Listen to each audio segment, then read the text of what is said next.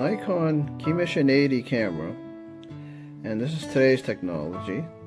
And just to show you what it looks like as used, several ways. It's an actual action camera. It has waterproof, shockproof, and just to show you how advanced it is compared to the 80s, which was this camera.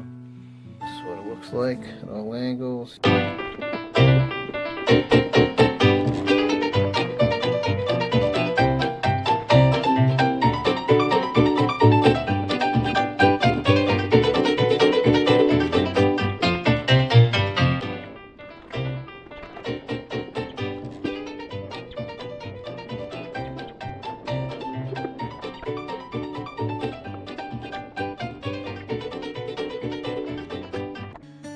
Actually turns on.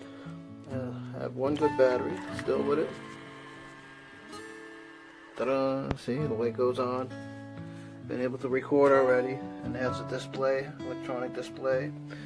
Came with this bag, which I didn't know. Actually, has straps underneath it so you can tie your tripod underneath, so you're carrying it, bring your tripod with you. And you have your charging station here. Open closes over here. Put your battery to charge.